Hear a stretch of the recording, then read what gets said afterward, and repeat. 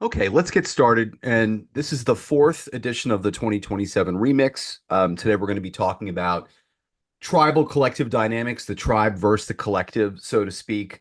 And also just, materiality, money, business, as we, hypothesize what that could look like in the near future.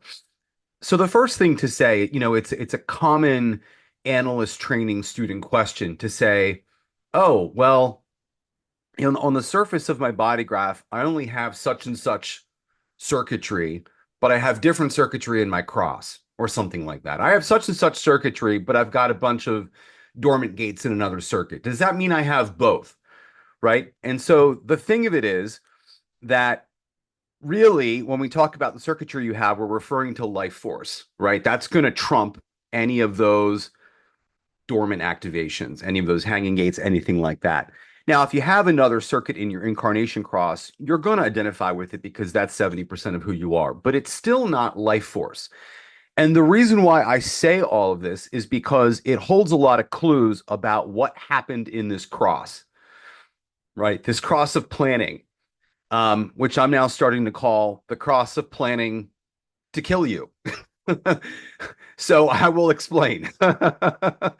Um, so the thing of it is, we know that in this cross, we have tribal definition, the 3740. We've got a tribal channel. Then we've got two collective dormant gates. Well, back to the mechanical point here is it really was a tribal era with some collective growth, right? Those dormant gates are areas that get nurtured, right? There was collective growth. Like America is an example of the first collective attempt at society, right? But, we've kind of collapsed back into tribalism in many ways, and so it illustrates how dormant gates work, right? They don't really sustain. They're not really consistent. So it was a tribal era with these kind of collective growth tensions therein. But ultimately, the tribe won because it's backed by life force, right? And so when you really look at what's the state of the world, right now, we're at the very end. As Ross said, it's all the great secrets of how the world works, of how society works, of how the universe works, are being released, right, up until 2027, right? Because of 61.1. That doesn't mean everyone's getting access to everything, but it's all out there, right? But there's more and more people that are seeing how does the world really work? And I think what we have to admit is essentially we've always been in an oligarchy, right? With pretense of democratic socialism, capitalism, whatever, these other things. They're pretenses, right?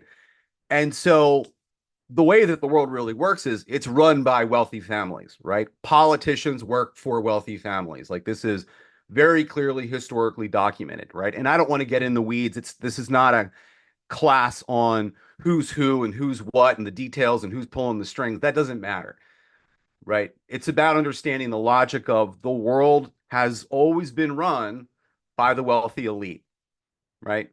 And so the tribe is essentially looking at the collective as the ultimate marketplace.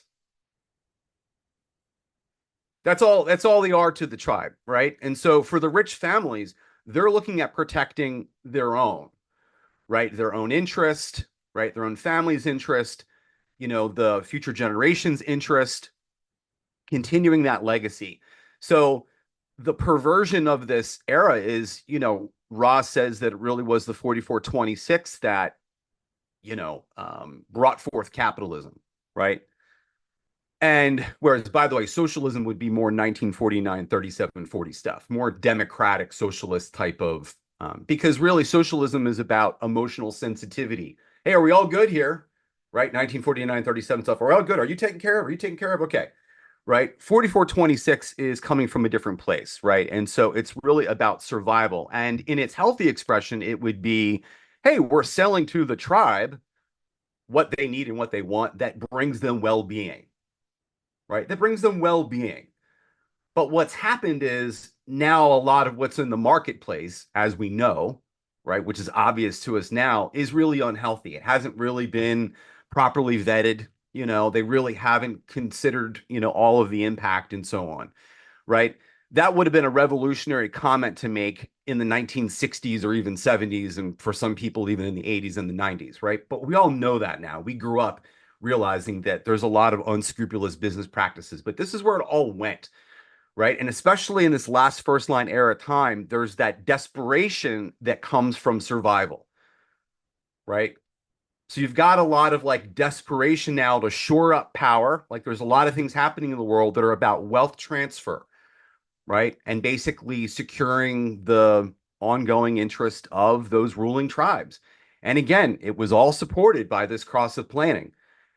It won't be ongoingly, and that's what's going to be interesting. If I had to guess, I would not be surprised if for the remainder of human history, it was always oligarchy with some pretense of this or that or whatever. Um, I hope that's not the case, but that might turn out to be the case. But I think the important thing is just to kind of understand what's happening, why, um, and it's not so much like what we can do about it because we don't know. We're in the midst of this tunnel and we don't yet see exactly where it's leading. But we're at this unique point of a lot of existential threats hitting us at once, right? And a lot of illusions have been lifted about the way the world really works. Teresa, what comes up for you with all this stuff? You and I love to talk all this stuff. Yeah, I mean, I feel like we're at this tipping point. I was just kind of looking up some zeitgeist stuff around this, and in 1990 there was only 66 billionaires, and now there's 900. And so it just feels like it just keeps growing, and it's like this, I don't know, this bubble that might end up popping. Um, yeah, again, we don't know what's going to happen, but I just find that really interesting, and that's been largely through like tax policy and that kind of stuff. So it just shows the politicians are working for these people because they keep voting in their interest. Yeah.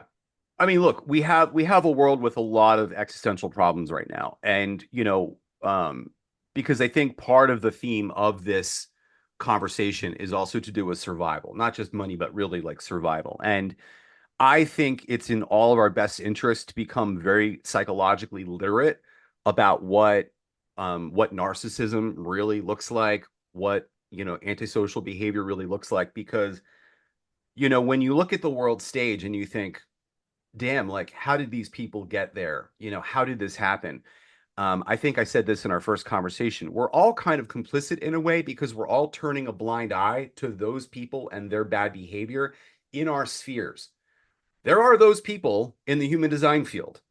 I know those people.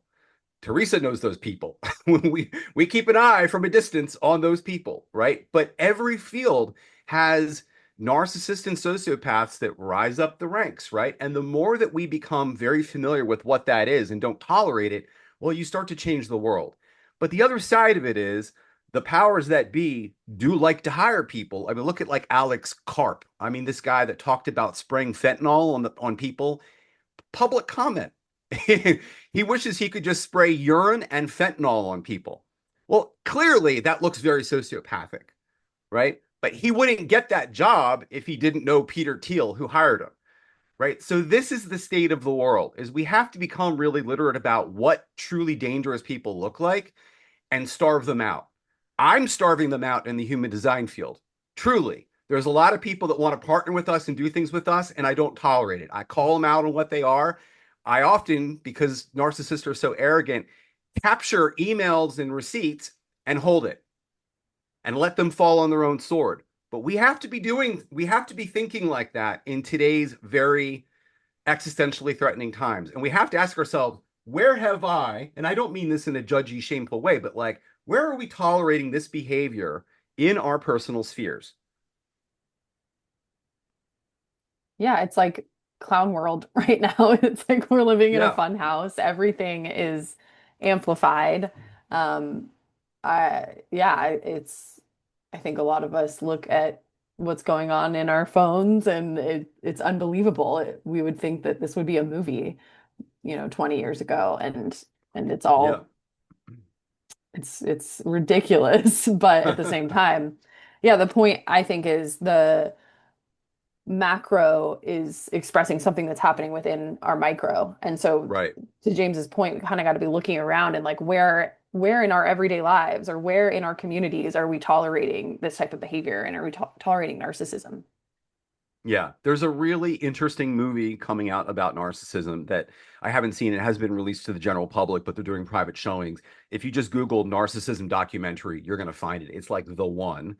I think it's officially launching in July, but I'm definitely going to tune into that. And if it's good, I'm going to recommend it to, basically everyone, all of our audience, because I think it's very important, and I think in human design, we can get in our blinders, a lot of human design people, and we don't necessarily talk about different psychological phenomena and these other things, but we need to, right? Human Yeah. design doesn't resolve that issue, right? No, it can amplify So, it in some people. oh my God, ain't that the truth? Yeah, right. Any tool can be used for good or evil, right? And so, AI, there's also a documentary out about AI that I'm halfway through, and it's pretty good. I mean, you basically find that people are typically in one of two camps, like naively optimistic or, very pessimistic about it. The truth is going to be somewhere in the middle, like all technologies.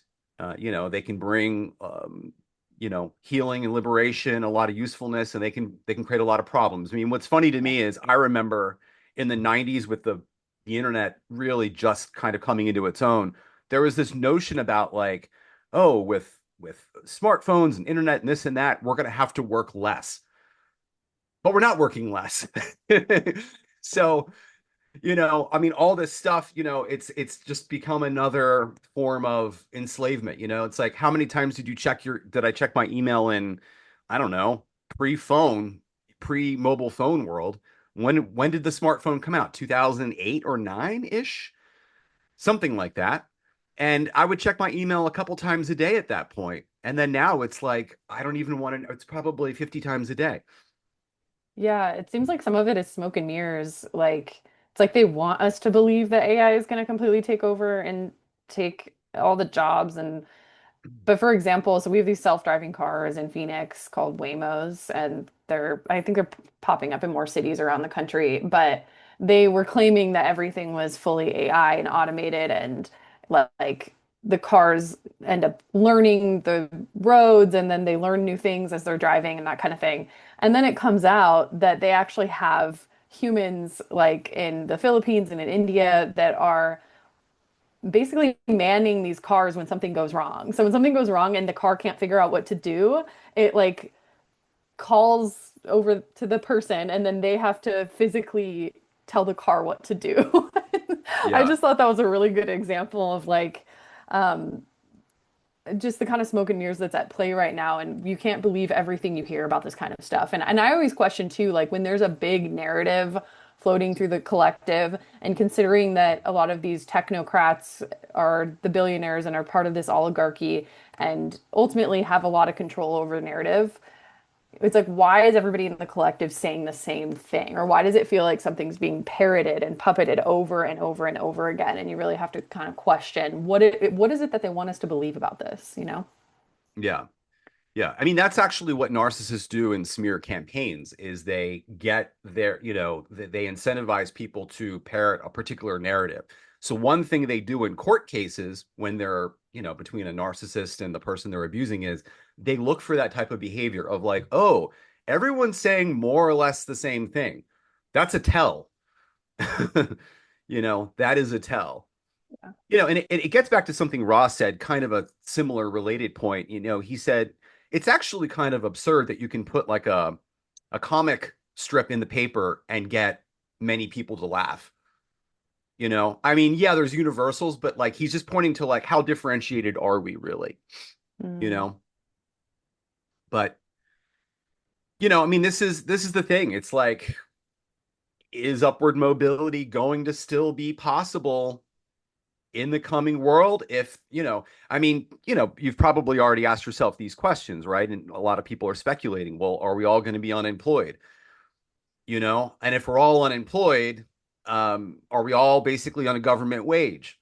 And if we're all on a government wage, what is upward mobility anymore? And so basically then the powers that be have already secured their wealth, and wealth creates wealth, right? And then we're all kind of locked out because there's nothing we can do for employment. That's one scenario. I'm not saying it will happen. I hope that doesn't happen.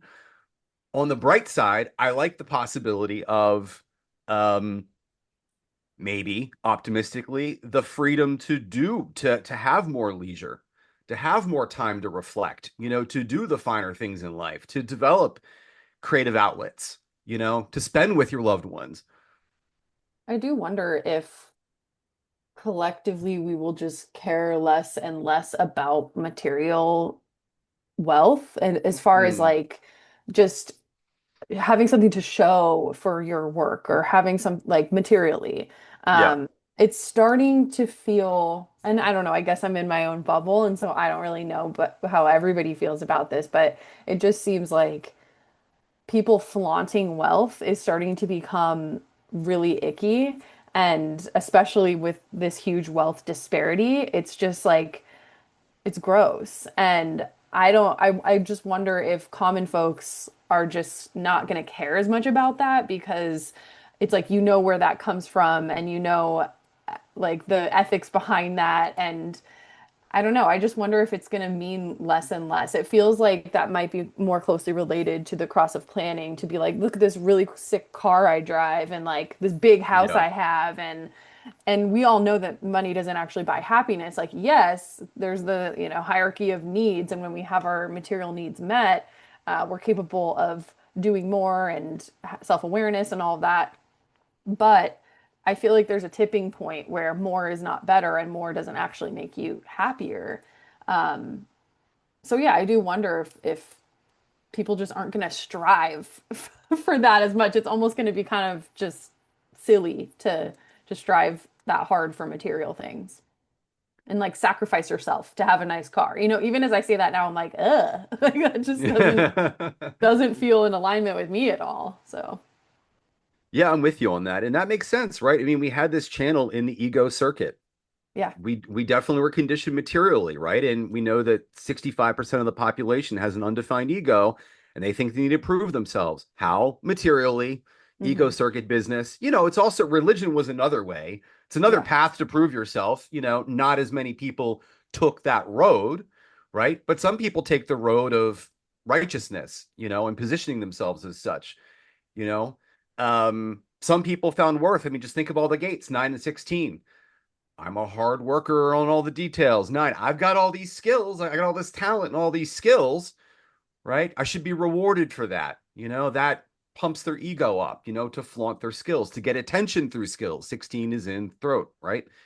So I that think was the people old are way. seeing, yeah, because I think people are seeing like that's actually a myth. It doesn't just take hard work. I know Yeah. incredibly hardworking people that don't have a lot of money, and it's like the powers that be want us to believe that, or the conditioning forces, or whatever, that if you work hard, you can have this material wealth. You can be a part of the tribe and be materially successful. And it's just not true. It's like there's truth to everything, right? There's a little bit of truth in there, but that's not a universal truth. I'll say that.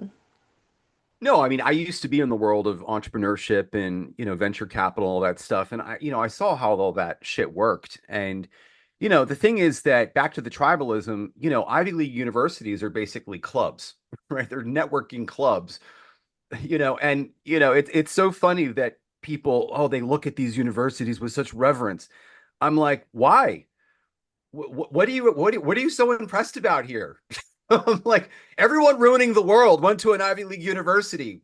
What are you so impressed with here?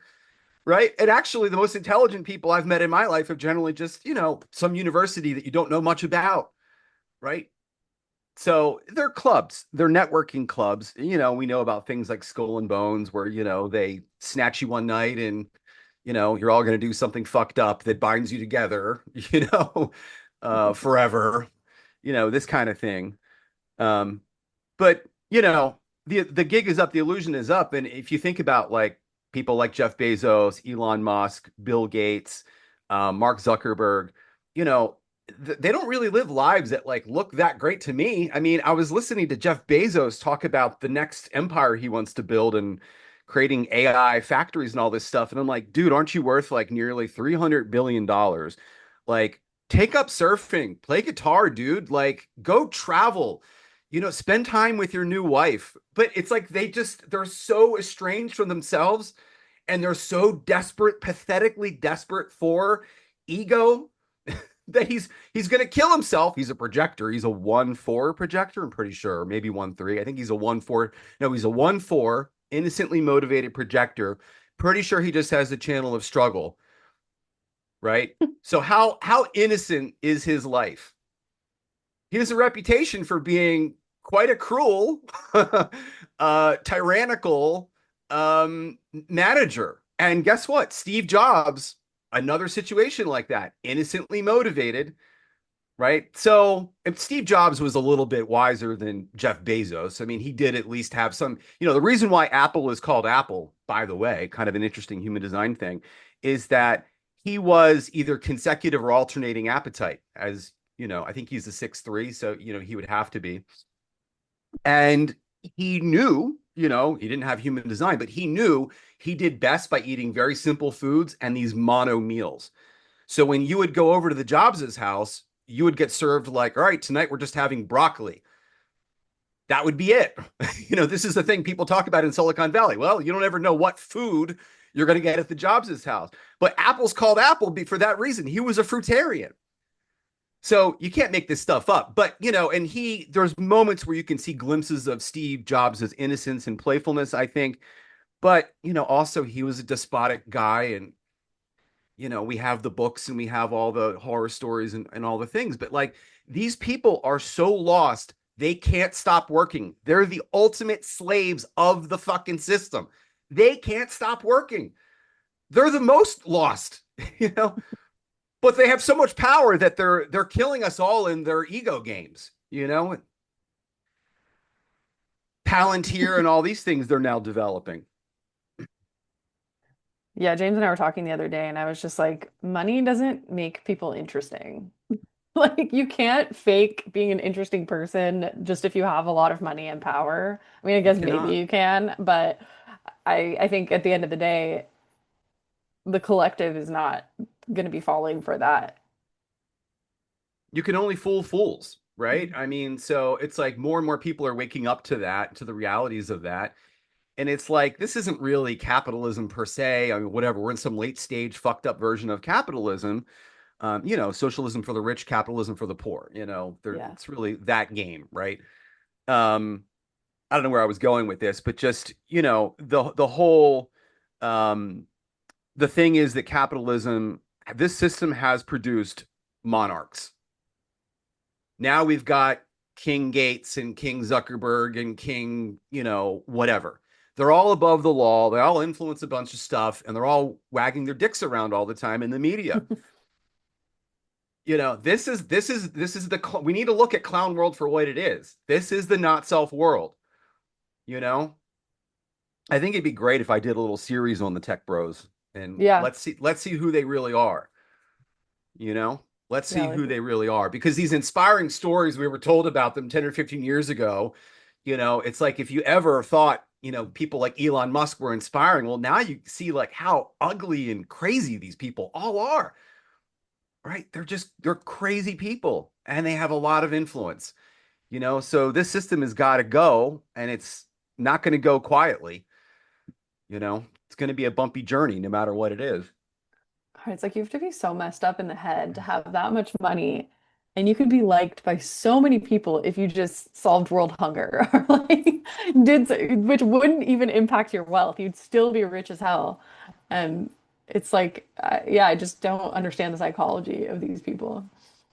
No, they get off on being like covetous and just hoarding but I Mhm. think like if you think about the Jeff Bezos Met Gala that happened a couple weeks ago, there was a lot of controversy around that and Yeah, um I think the Met the Gala might be getting canceled because it got so much, which again, another sign of the collective just being yeah. like, wah, wah. Like it got Yeah. so much shit. They called an emergency meeting and we're like, we basically, this might not happen anymore, which, Yeah. if that's the Good. case. It looks tacky, it looks out of touch. It's what we would call in the marketing world tone deaf. You're Hmm. being tone deaf. And so I think what I said to Teresa the other day, which I think is true, is I think the times are changing even though these people all have their finger on the pulse, and it's rumored that people at that level actually do consult astrologers and things like that because they're privy to the fact that there is validity there that's useful. But no matter how on the pulse they are, I think that they're underestimating how quickly this narrative is going to change. And I kind of have this picture in my mind of all these people flaunting their wealth, kind of like they left the house in the morning dressed for sunny weather. And then all of a sudden it becomes overcast, they're caught in the rain, and it's snowing by the end of the day. I think that's where we're at right now. I think the cultural narrative is changing that fast. They're going to be flaunting, and it's the curtain's already dropping. The narrative's already shifting. Like I think the Met Gala was one of the first things why I could just intuitively feel people don't give a shit about this, and you look disgusting for parading around like this. It's Mhm. over, and it's they're going to continue to do it for the coming months and years, I'm sure. But suddenly something's going to really shift there, and they're going to have to, as they do, try to manage the narrative. But I don't know whether they're ever going to get themselves out of it. Yep.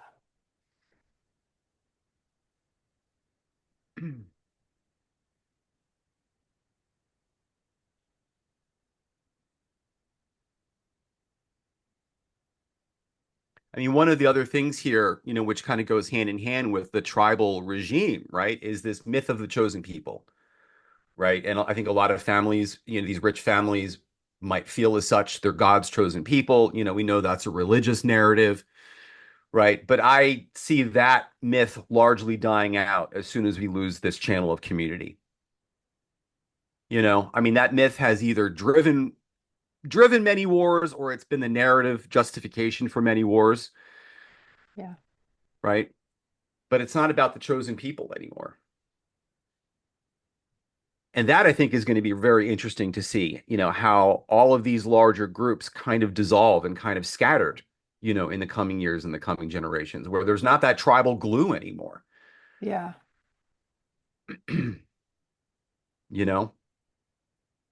Yeah, I wonder. I mean, even like Elon Musk's daughter notoriously comes out and like talks shit about him and airs his dirty laundry. And so it's like you already see it happen. I don't think that would ever happen, back in the day, with wealthy people. I don't think we'd have their children out here talking shit about No. them and airing their dirty laundry. You just wouldn't do that because that's your tribe, that's who takes care of you. Don't bite the hand that feeds you. But that's very much happening now. Well, that's what you get for naming your kids, a name better fitting for like a video game console. I mean, Right? they're all like so weird. So Um, strange. yeah, but I think the thing is, I think that the younger generation like cares more about truth than feeling, as you're saying, that obligation to dad, that like loyalty to dad. I mean, we need to take quite literally that these activations in the cross of planning, those are going away. We have been conditioned to be particularly loyal to our friends and family. Now it's not to say we're being conditioned not to be, we're just not being conditioned to be. So that will lessen, Hmm. right? It isn't all about thinking about family units anymore. We're certainly not in a time of the nuclear, family anymore. And really, 55.6 is looking at 37.1. So what has really changed first? The family, a family dynamic, more parents that have separated, you know, more parents that are gay or have different lifestyles or whatever, and so that started to change first. And of course, the other aspect of the family is, do we even want one? Do we even want to have kids anymore? Can we afford to have kids? You know You what's know? interesting? I'm reading this parenting book right now, and they're talking about the history of the nuclear family, and it was actually the Catholic Church that we have to thank for the nuclear family kind of being the way it is now, where it's like mother, father, child, whatever, and this close-knit thing. So basically, the Catholic Church started just coming up with rules about how we should live and who we should marry and all of that stuff. And people used to live in these like huge families, and some of it was a little bit inbreeding, and so I think the Catholic Church was trying to get rid of that, but then they went too far with the rules, and it would be the kind of thing where you weren't allowed to marry like your 10th cousin removed or something, which was really common back then, to just kind of marry who you knew. And like, yeah, basically the Catholic Church, it all comes back down to that. So it's kind of funny. It's like full circle a little bit. And now it's Yeah. more starting to dissolve. And it used to be these giant families that we lived in, and it's getting smaller and smaller and smaller. And then who knows what it's going to look like in Under the Cross of the Sleeping Phoenix. Yeah. I mean, even in many parts of the world, the family is, living in the same house, it's more extended. You'll Yeah. get multiple generations, and it's not strange to live with your parents till later into life, till you have a family of your own or something like that.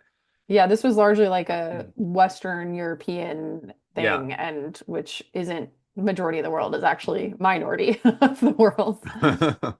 Right. Yeah.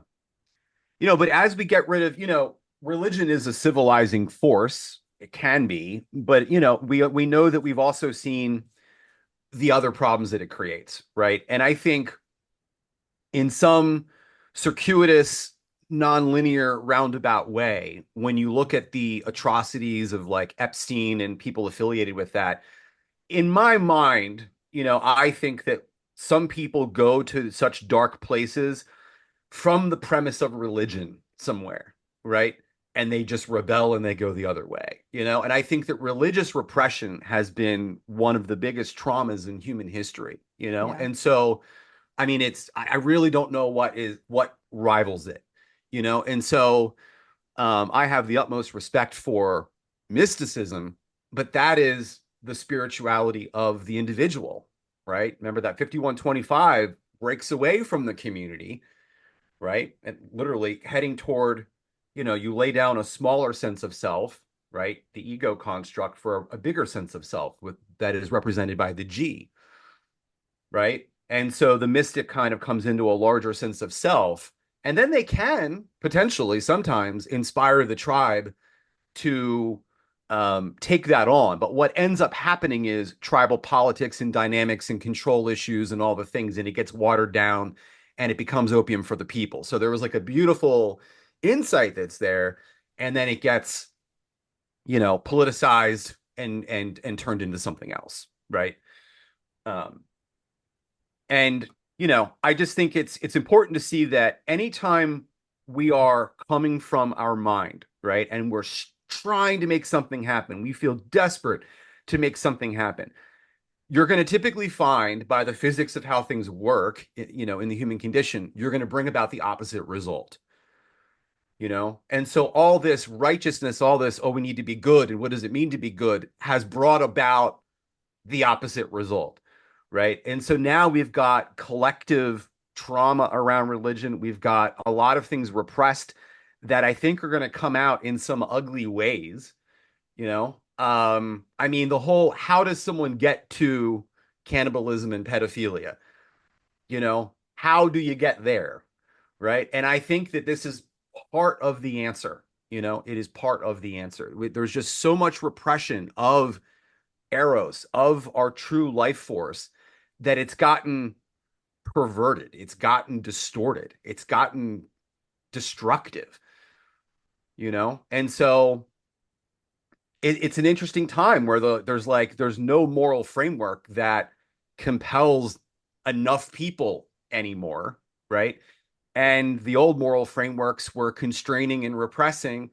And then we've got a lot of examples on the world stage of people having no conscience at all. It's a very interesting that's a cultural cocktail that's dangerous, actually. Yeah. Yeah. To be blunt, it's a cultural cocktail that's kind of dangerous. Um, yeah.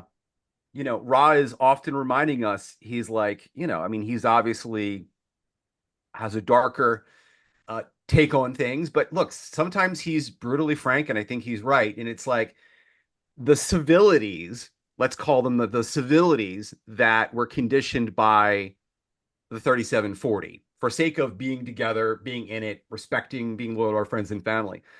Those civilities are going away. So we're going to find out, who are we underneath the religious programming, the social programming, all that stuff. Who are we underneath that? Even the sense of even the collective programming with these two dormant gates, it says, hey, we're a part of a greater whole. What happens when you get rid of, hey, I think I'm part of a greater whole that I identify with? Oh, I have a notion of what God is or what ethics are and all. What if all that goes away, right? And then you've got all this repressed aspect of humanity that now has full outlet. It's Teresa's biting her lip, which I think basically says it. So, Yeah, I'm nervous to find out, but at the same time, I'm an optimist, so I'm always gonna try to look for the good that's happening or could potentially happen, and just hold on to hope. I think that's inherent in my nature as a second line. yeah, yeah, it is. And your gate 11, it's hopeful. Hmm. You're idealistic. You're Yeah, grounded in you're psychologically grounded in having that hope, yeah, you know? yeah. It's not that I'm have my head in the sand about what's going on. Like I very much am concerned about it, but at the same time, um, I don't see it as black and white. I think there's a lot of gray Yeah. area. Yeah. Yeah. Yeah. I mean, it's something that I think you and I have both been challenging ourselves with. What's another way to look at this? What's Yeah, another consideration? What's another possibility? Especially when you feel like you start to just get too locked into a particular narrative and you kind of keep running into that wall and you're like, oh my God, I yeah, am now conditioning myself to see this yeah, in a very particular way. yeah. So, And I think the powers that be or whatever, whoever they are, benefit from all of us feeling hopeless. So I also feel like it's an act of revolution to not feel hopeless in these times. yeah, it's an active revolution to like just take care of your nervous system, right? Which doesn't mean you're chill all the time. That's not a thing. It just means you can come back. You don't get stuck, in a fight or a fawn or freeze or whatever. And it really is a practice that I think is becoming universally necessary to navigate these times, right? As we've touched on in every conversation, because I mean it's the thing, it's the elephant in the room is that we're all this is an unprecedented amount of stress, at the collective level. Yeah. Well, maybe as a closing topic for today, we talk a little bit about, well, um, what might we be selling, if AI does in fact take over a lot of occupations, obviously there's such a thing as managing the AI bots or whatever. I mean, it doesn't really sound that cool to me, but what do you do? I manage AI bots. Um, but I think that I think a sunnier outlook on AI could be that it is now doing the thinking. It is now taking over the ajna function, right? So that we can really ground as humanity in the spirit awareness that will be emerging, right, in the solar plexus. Like basically thinking might be done, right? That's what Ra always said. He's like, this is really the zenith, the apogee of the era of the mind. And I feel like I could really track. I really felt like the whole world got really mental. Um, I want to say it was like around 2012.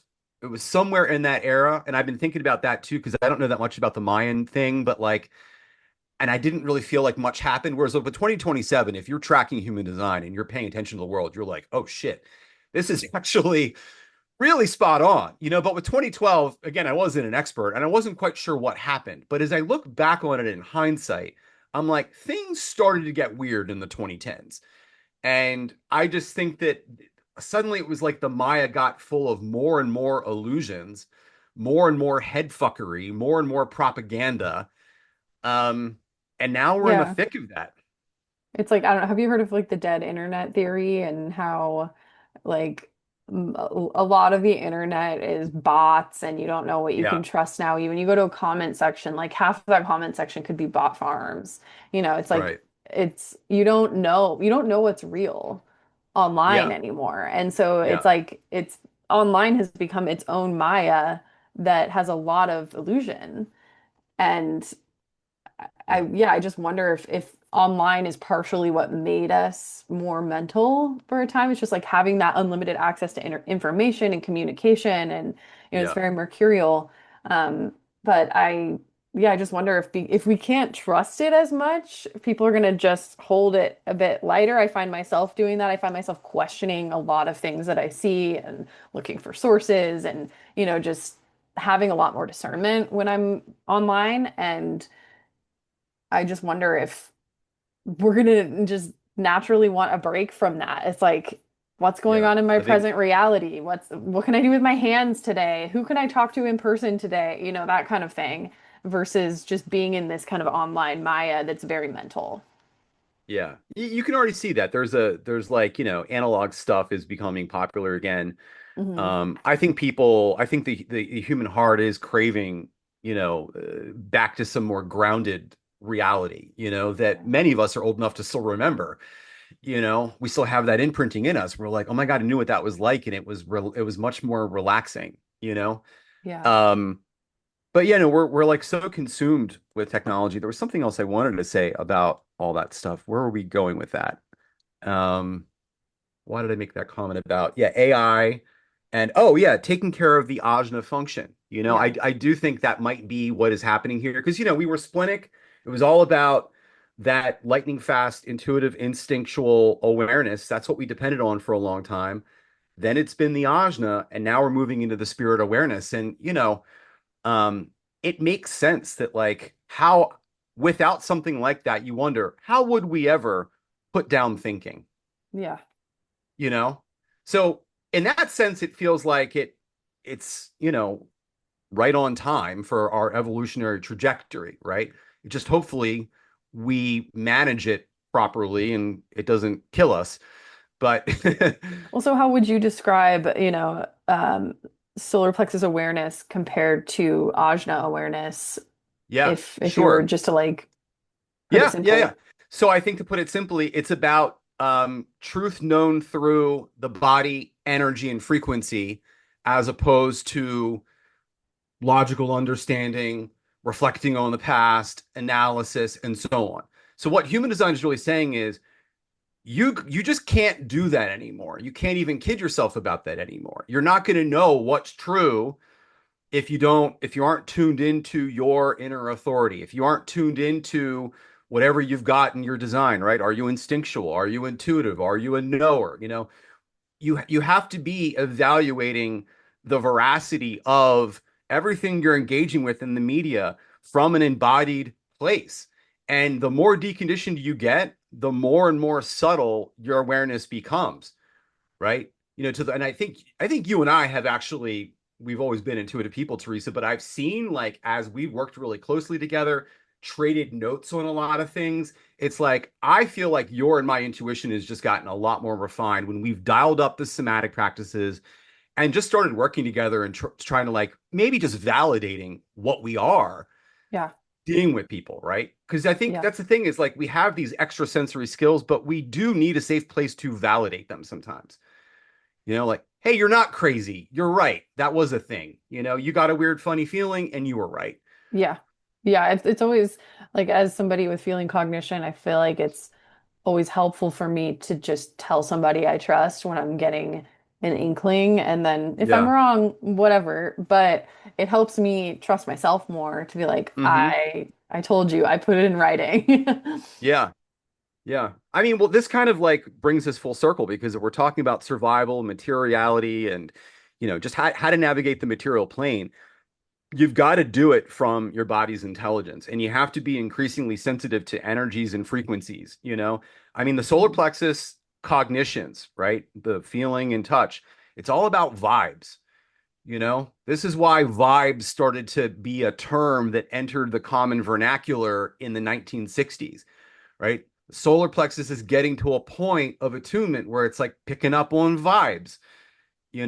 And that was kind of seen as sort of a silly hippie thing. But now many educated people would say, yeah, that's a thing. I sometimes just get a vibe, I get a hit. It's irrational. I don't know. I got to trust it. But that's our practice here. And that's the thing that's going to keep you safe most of all. Mm.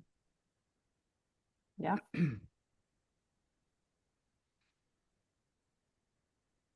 Yeah, if anything's coming up for anyone on the call, feel free to pop on, say hello, or drop something in the chat. Yeah, and I feel like just instead of being linked to people just because they're in your family or you practice the same religion or whatever, it's going to be more based upon, are you my vibe? Are we Yeah. riding the same flow? Are we in the same frequency? Yep. Yeah. Yeah. And and that gets back to what are we really selling? Well, I don't think AI is going to produce reliably satisfying creative content. I look at it more as what you would call a production designer versus the creative director, Mm. right? And so we still need creative directors. We still need creative visionaries. We need people creating in a way that's sourced from their soul, from their lived human experience, right? AI can only emulate that. AI is synthesizing. It's taking something from this and that, and it's building something relatively new based on old material, right? But we know that, and that's what a lot of people think creativity is, but we actually know from human design that there is such a thing as originality. You can just know something completely fresh that takes us in a completely new direction, 4323 type of stuff, you know?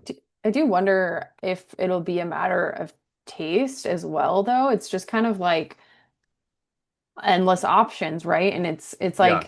like there's been AI songs that have gone viral that people didn't know were AI and were pumped Yeah. on over the last couple Yeah. months. And so it's like they're again, I'm not like advocating for it. I'm just objectively pointing out that that's what's happened. And I do wonder if some people are going to be like, yeah, I'm down with AI music. I like the sound of that.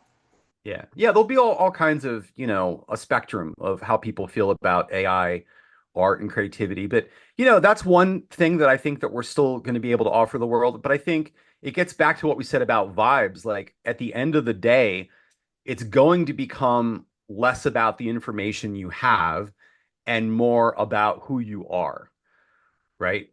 Or, the way that you might artfully work with that information, perhaps, you know?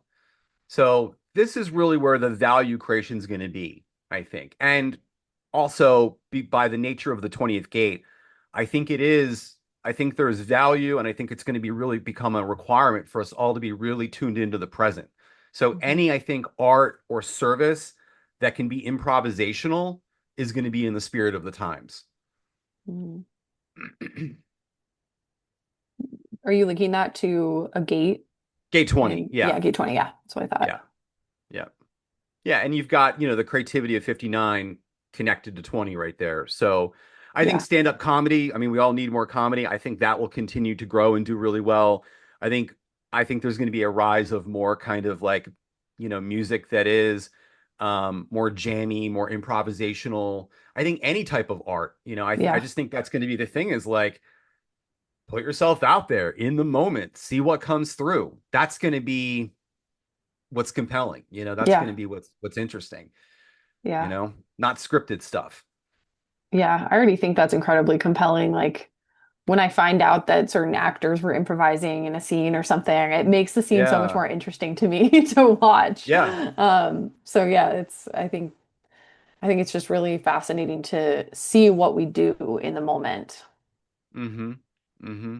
Yeah. And as we know, there's a trend toward more gritty, authentic content online too, right? Like they don't want you to be really polished and whatever. They just, you're going to do better if you just kind of grab your phone wherever you're at, you're in your pajamas. Don't worry about it. People Yeah. want that level of authenticity. That's, I think, signs of where we're going with the coming 6 line era. Yeah. Yeah. And like fake authenticity is very much a thing. So it's going to be a Yeah. binary of like, It'll oh, be a is that binary. Yeah. person just trying to look authentic, like messy hair on purpose kind of thing, or is that really like? And I think again, it's the vibe. You'll be able to tell based upon your own discernment. Yeah. Yeah.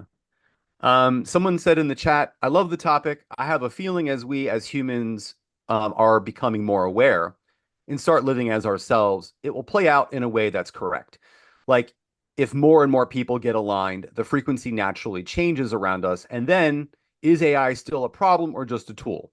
I feel like the swing needs to reach both its extremes before it balances out in the middle. Yeah, I think that's often the way that it is the Yeah. pendulum's going to swing far one way, far the next, and even out somewhere. And you just hope that those swings aren't, you know, too too severe, or too dangerous in this case. But yeah, I agree. And of course, it's all going to happen as it's meant to happen, and we're just kind of getting our personalities oriented to it. And, it's like, I don't, we're, we do want to help people navigate these times with the capacity to regulate and handle it. We also don't want to, sort of whitewash the actual existential moment that we're in, because Yeah. you'd be a fool not to say, "Hey, these are dangerous times." Right? Yeah. Change is okay, and change we can uncouple change from threat, but there are also a lot of things happening in the world that are obviously extremely threatening to the collective well-being, and we Yeah. need to acknowledge that. So Yeah. We yeah, are in some weird, fucked up times, but it's a binary. It's like yeah, there's always good stuff going on at the same time, but I still have a lot of reverence for people that are affected and are casualties. And um, yeah, it's really unfortunate how it all has to play out. And yeah. I think it's easy to like go into the spiritual and kind of see it very objectively of like, oh yeah, this is just the mechanics and this is what's happening. But I really try not to lose my humanity in that. Yeah, that's the thing is like when I listen to someone like Deepak Chopra, I'm like, man, this guy is like philosophically disassociated to the Yeah, max. yeah, I can't even listen to him. It's the most bizarre. I mean, I just think he's absolutely cuckoo bananas insane.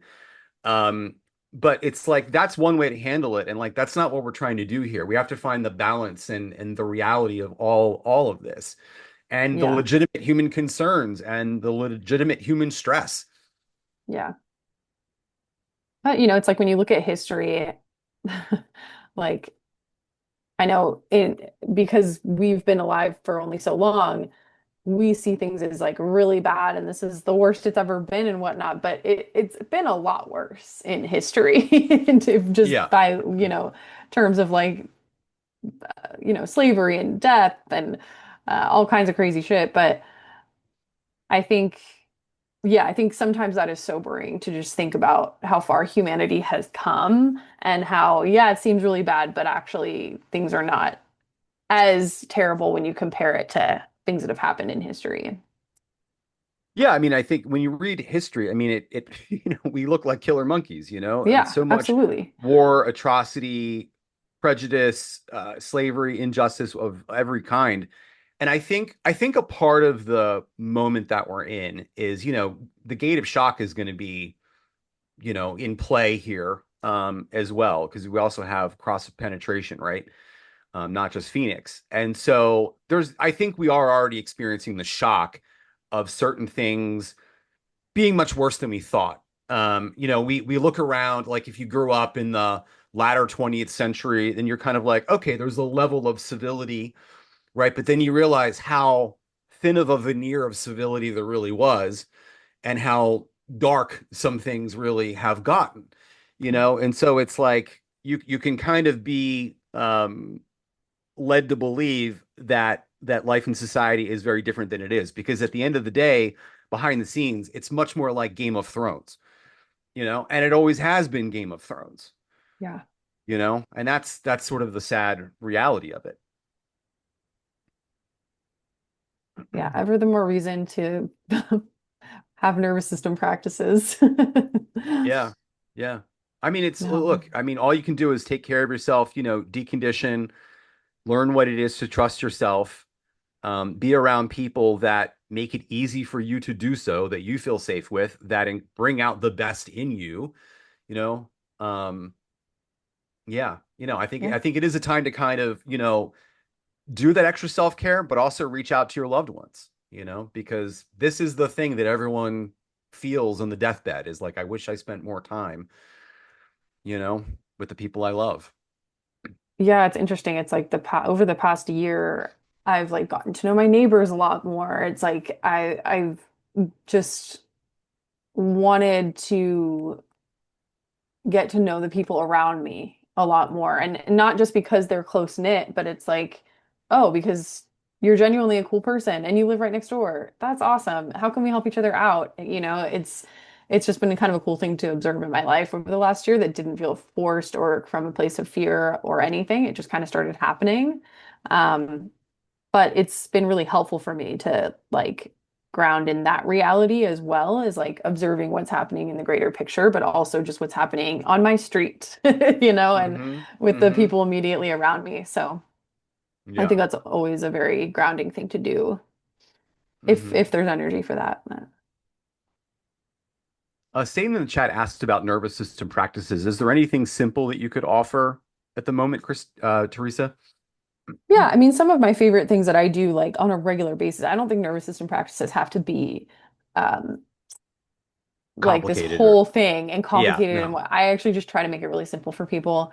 Um, but developing a sense of internal safety is really important and whatever that feels like to you, but just starting out with something really simple of like looking around your room and what is something that feels grounding to me or feels pleasant or even just doesn't have a charge. So, like if you have a plant in your room and just noticing how that feels in your body.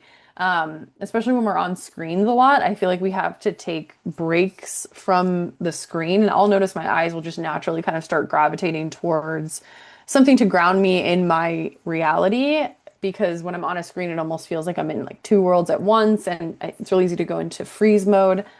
Um, so yeah, just taking time to do that and to just like start practicing interoception if that's not already a practice for you, like noticing sensation in your body, noticing what allows you to feel things in a way that is and in your current capacity, because we don't want to be separate from our body. We want to start learning how to relate to our bodies in this time.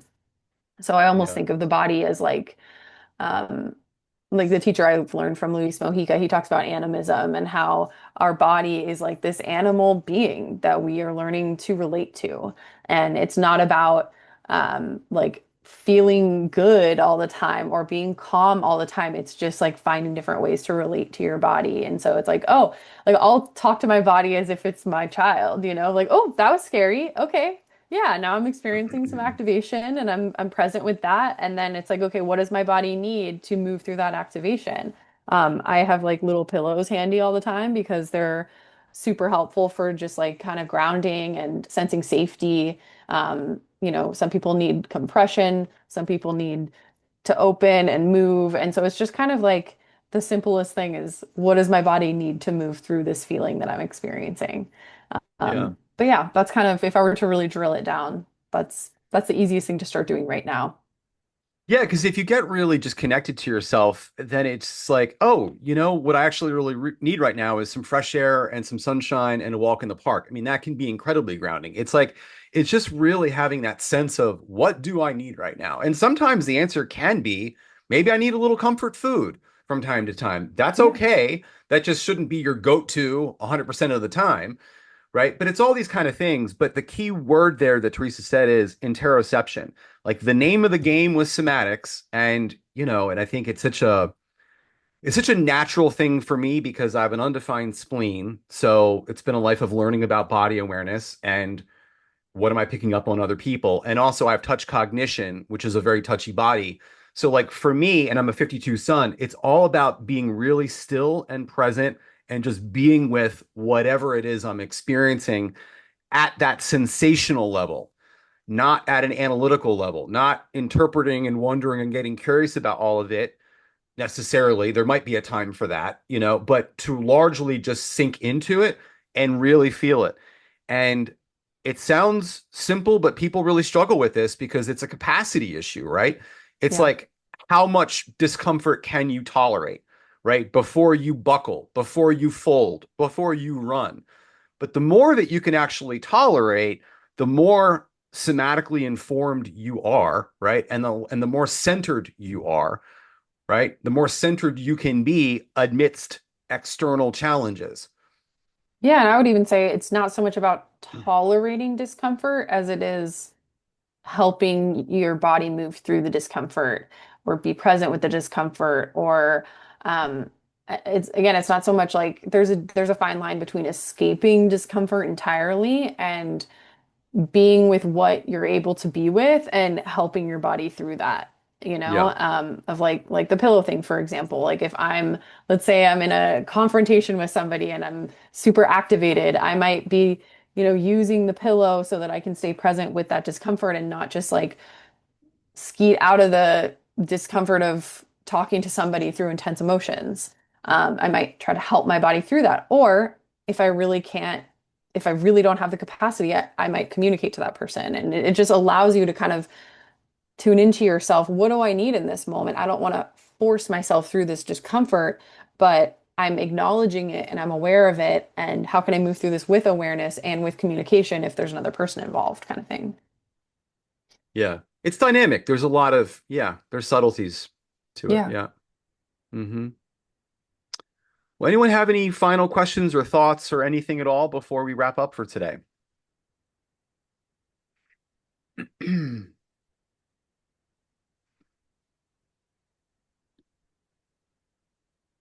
Yeah, you're welcome. Yep. It was good to be with you all as well. Thank you very much. Um, yeah, bye for now. We look forward to seeing you next time. Thanks, everyone. Bye. See ya.